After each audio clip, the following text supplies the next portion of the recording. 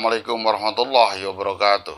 Halo Sobat Literasi, selamat berjumpa kembali dengan saya Blantik Literasi, berliterasi setiap hari.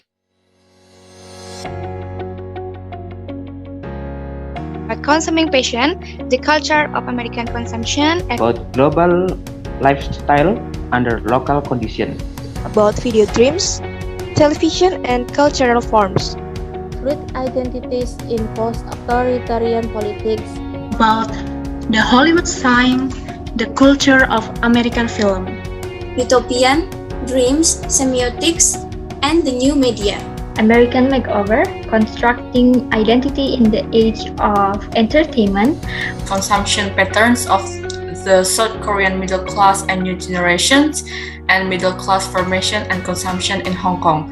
The anemic world of the high consumer, fashion and cultural formation. For consuming Asian ideas and issues. Brought to you by Design of Advertising.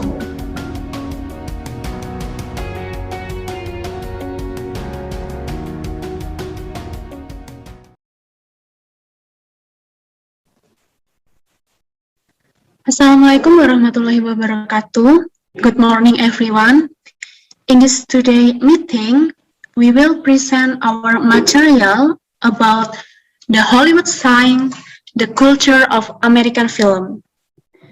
Before we present our material, let us introduce ourselves first. My name is Diahayu Veronica, and my friends Reni Muspitasari and Siti Maulidatur Rahmah. But unfortunately, for Siti Maulidatur Rahmah couldn't attend today's presentation because in this time she joined MBKM program. Okay, now we start the presentation.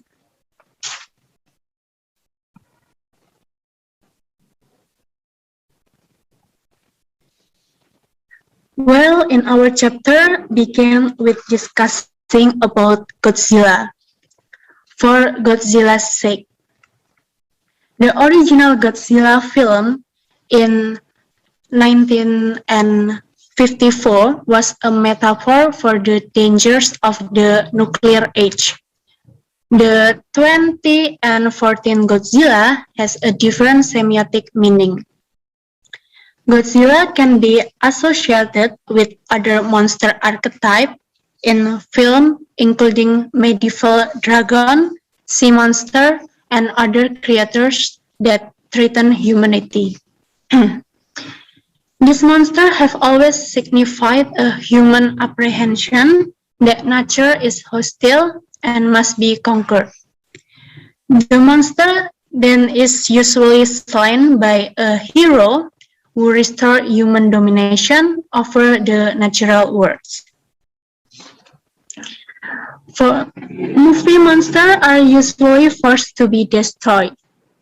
However, the 2040 version of Godzilla is different because in this version, Godzilla destroys much worse monsters and actually saves humanity. The usual story was man versus nature, but in this counter story, men are human, not nature, is the problem. This shift reflects a growing historical apprehension that human activity is the real threat to human survival. Because this film depicts Godzilla or nature destroying worst creature in its reassuring. The real message of the movie is that no matter how much humans might damage the earth, nature itself will fix everything.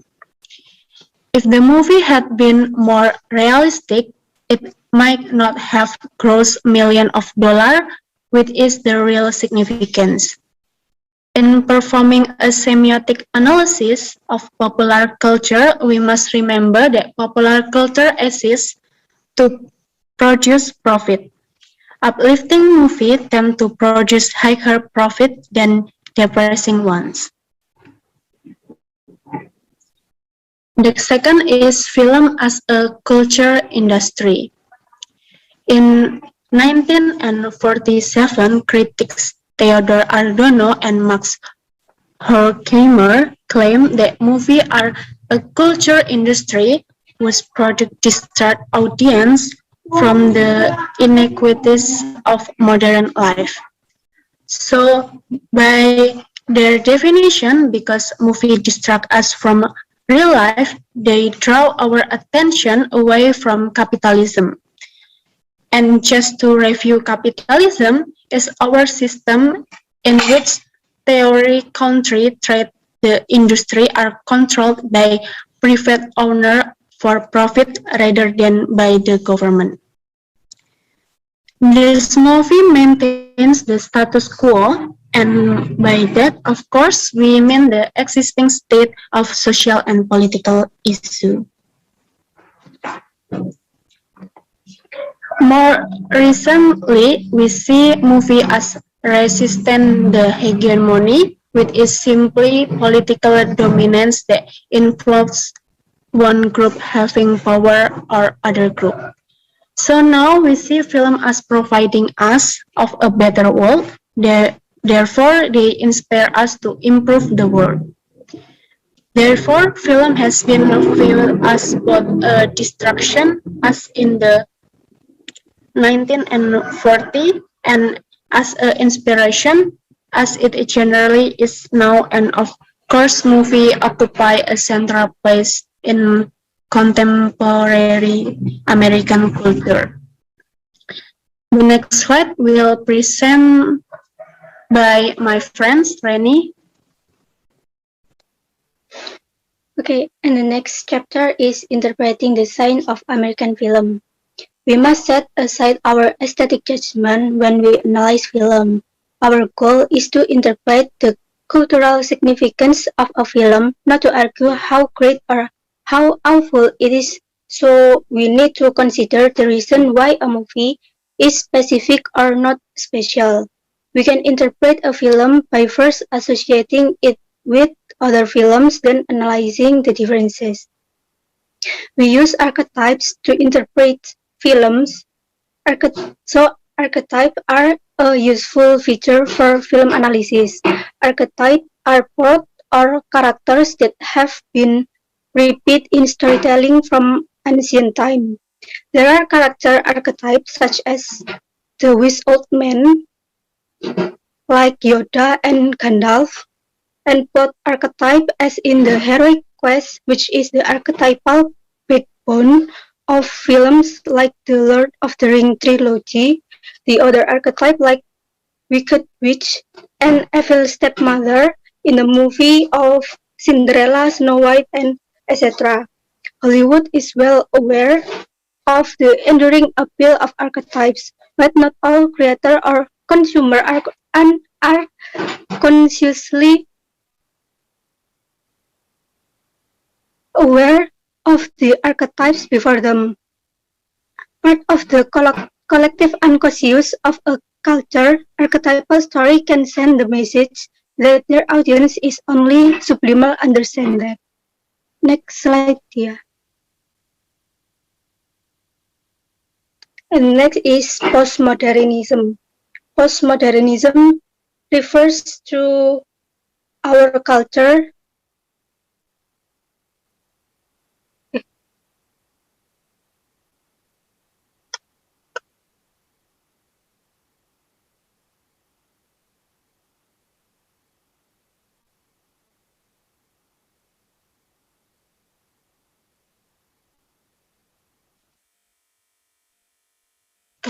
And the next is postmodernism.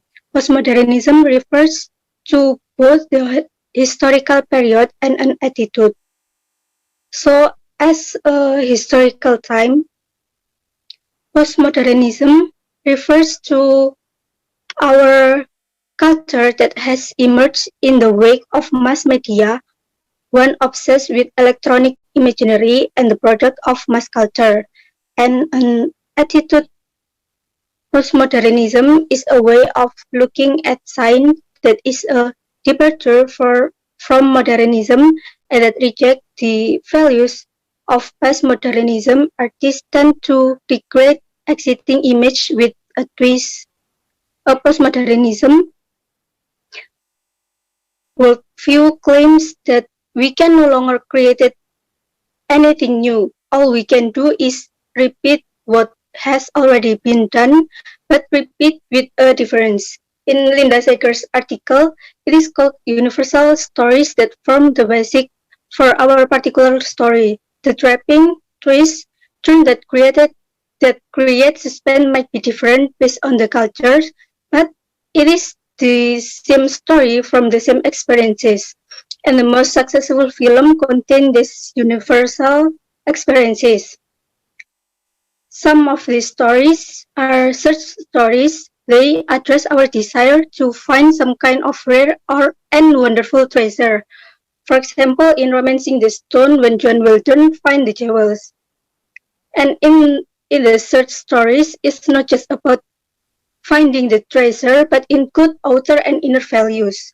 And the other stories are hero stories. They come from our own experiences of overcoming adversity, as well as our desire to do great and special act, like in James Bond film when he saved the world. All of these are similar stories, but with differences. Next.